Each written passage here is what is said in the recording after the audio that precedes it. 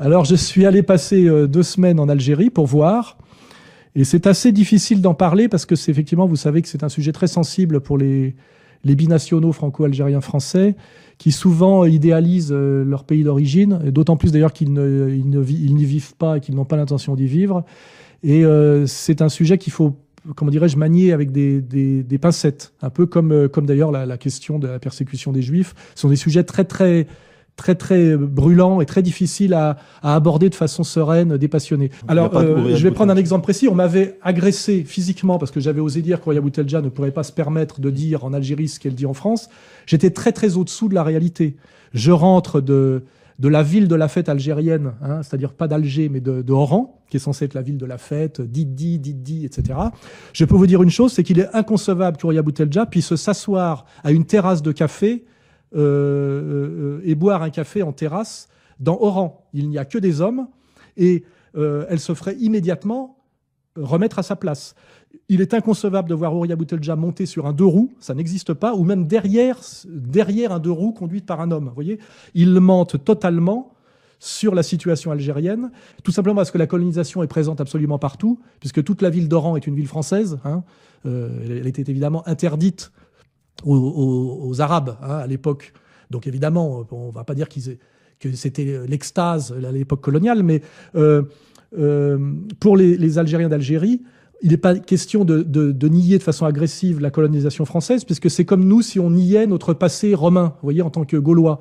Ça a constitué, d'un point de vue de l'urbanisme, la totalité des villes comme Alger, Oran. Donc tout est encore écrit en français et tous les bâtiments sont français. Donc effectivement, les Algériens d'Algérie admettent effectivement qu'il y a une histoire qui est ce qu'elle est, qu'effectivement la colonisation leur a permis d'hériter de tout un urbanisme, les routes, les bâtiments, etc., de très bonne qualité, qui sont d'ailleurs plus ou moins squattés aujourd'hui. Hein. Je veux dire, les grandes villes algériennes ressemblent plutôt à la Havane de Cuba, c'est-à-dire qu'il y a beaucoup de choses délabrées et très mal entretenues. Hein. Ça, c'est un vrai sujet.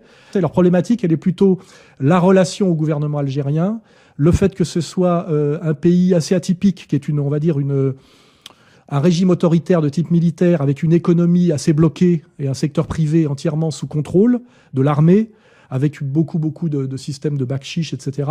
Mais de bonnes réserves financières, finalement. Non, l'Algérie vit sur la manne pétrolière et gazière. Donc c'est un pays à la fois très riche grâce à ça, où la richesse est très mal partagée, et où il y a très peu de débouchés pour les gens qui veulent faire quelque chose.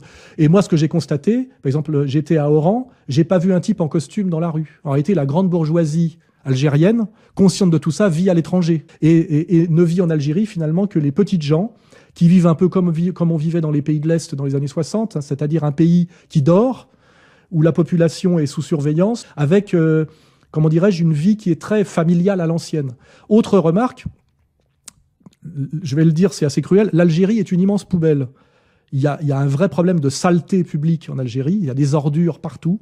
C'est une catastrophe, hein, et une honte pour les Algériens honnêtes. Les deux choses qui sont propres en Algérie sont les mosquées et les casernes militaires. Ce qui veut dire que les deux choses qui marchent en Algérie sont le religieux et le militaire. Et en fait, le pays, c'est ça. En fait, les militaires, après avoir vaincu la tentative de putsch islamique, ont quand même confié la société civile à l'islam. Hein. Donc il y a un consensus en fait laïco-religieux et militaro-religieux qui est de maintenir cette société dans une anti-modernité, ce qui peut avoir d'ailleurs un certain charme. Mais en même temps, c'est un constat. Quiconque veut participer à la modernité est obligé de quitter le pays, hein, pour vivre, je dirais, une vie de winner ailleurs. Hein, voilà. L'Algérie est un pays qui est passé de 15 millions à 40 millions d'habitants depuis la décolonisation, où en fait, y a peu d'emplois, mais par contre où tout le monde vivote en famille, c'est-à-dire que les gens restent chez leurs parents très longtemps. Ce qui m'a choqué, moi je le dis, c'est que la grande église d'Oran a été débaptisée et transformée en bibliothèque. Je ne sais pas ce que les musulmans penseraient. Ça aurait été transformé en mosquée, j'aurais trouvé ça moins attentatoire. Hein. On voit la plus grande église d'Oran qui est une bibliothèque municipale, vous voyez. C'est-à-dire, c'est une profanation, c'est une désacralisation. Je ne sais pas ce que penseraient les musulmans d'origine algérienne en France si on se permettait de transformer une mosquée en gymnase, par exemple. Vous voyez, ça m'a particulièrement choqué. C'est-à-dire que l'Algérie est un pays anti-chrétien, même si c'est une république soi-disant laïque et socialiste, où la société civile est confiée à la gestion quand même de l'islam, même si c'est un islam de collaboration avec le régime militaire. C'est un pays de chômage massif, mais caché par la vie peu chère, et aussi par l'armée pléthorique. Et quand on réfléchit à cette armée omniprésente, il y a des casernes partout, très peu modernes, et très peu... en fait, l'armée algérienne a pour fonction... Elle ne fait la guerre à personne d'autre qu'à son propre peuple. C'est une police, en fait. Oui, c'est une police, oui. Et puis aussi un moyen, comme dans les régimes de type socialiste qu'on a vu ailleurs, de maintenir un certain emploi. C'est-à-dire que les débouchés en Algérie pour un jeune, c'est souvent la fonction publique et notamment l'armée, vous voyez. Mais c'est une armée de fantassins, peu armés. Mais par contre, il y a des casernes partout. Et tout ce qui est propre en Algérie, c'est les casernes et les mosquées. Tout le reste est sale. Je le dis, je veux dire sale. C'est-à-dire, il y a des ordures partout. Il y a un vrai problème de... Comment dirais-je peut-être un débouché pour Veolia Non, mais parce que aussi, il y a un gros problème de détournement d'argent public. Et puis aussi un problème, là où il faudrait se poser la question, comment les gens acceptent-ils de vivre dans un milieu plein d'ordures? Je plaisante pas. Il y a des sacs poubelles partout. C'est inconcevable. Pour les Suisses, je pense qu'un Suisse qui débarque là-bas, il fait une dépression nerveuse dans les 2 heures. Voilà. Donc c'est très différent du Maroc qui est un tourisme de oui, masse. à cause du tourisme, sans doute, parce que l'Algérie n'est pas du tout un pays de tourisme. Quand j'ai voulu aller en Algérie, je suis allé dans une agence de voyage, on m'a dit « Nous ne faisons pas cette destination » et elle est déconseillée par le Quai d'Orsay. Donc il y a bien une volonté, en tout cas de la France, d'empêcher les Français d'aller en Algérie, ça c'est sûr. Et là-bas, effectivement, le tourisme n'est pas prévu. C'est un pays, je dirais, de nonchalance et qui dort. Je pense que ça ressemble beaucoup à ce qu'étaient les pays de l'Est... peut-être plus aujourd'hui, mais les pays de l'Est avant la chute du mur de Berlin. C'est-à-dire c'est un pays qui vit, comment dirais-je, sous... Il y a un couvercle. Et c'est un pays où il y a énormément de jeunes. Dans la rue, on ne voit pratiquement que surtout des jeunes mâles, parce qu'en fait, les femmes sont à la maison et rentrent à la maison à partir d'une certaine heure. Je vous le dis, dans les cafés, c'est très rare les cafés qui acceptent les femmes. L'immense majorité des cafés, il n'y a que des hommes. C'est pour ça que moi, j'aimerais bien lancer un défi à Roya Boutelja. On retourne en Algérie ensemble et elle me fait son numéro qu'elle fait en France en Algérie. Et on verra combien de temps elle tient avant de rencontrer de gros problèmes.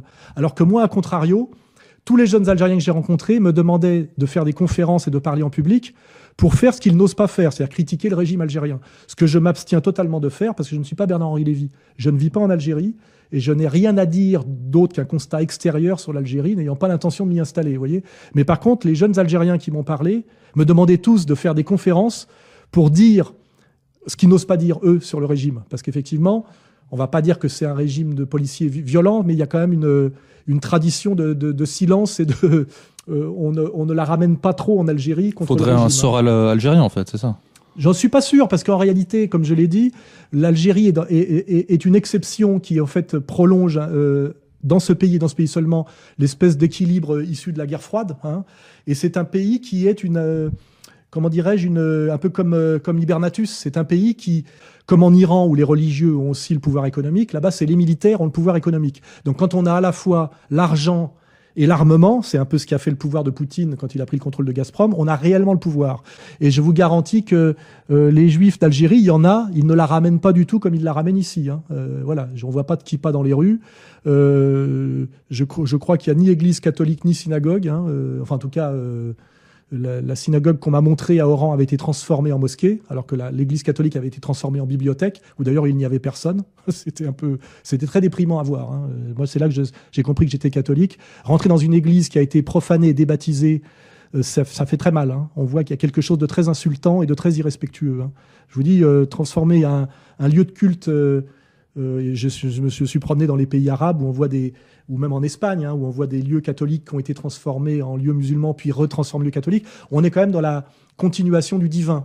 Mais désacraliser, Sainte-Sophie, Istanbul, désacraliser un lieu sacré pour en faire un lieu ouvertement païen, même si là c'est un lieu de culture, parce que c'est une bibliothèque, c'est pas une porcherie, mais quand même c'est la preuve d'un anti-catholicisme politique virulent. Je ne critique pas la position, par exemple algérienne, etc.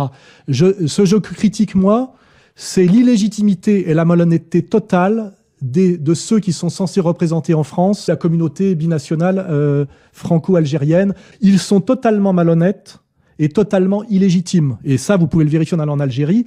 Et ça, je mets au défi Boussouma, Bouamama et Boutelja de m'accompagner en Algérie et qu'on vérifie sur le terrain s'ils peuvent faire leur numéro d'incitation à la haine raciale, ce qui est quand même leur travail permanent, et à la tension, s'ils pourraient faire ce même numéro dans leur pays dit d'origine, où ils se gardent bien d'aller vivre.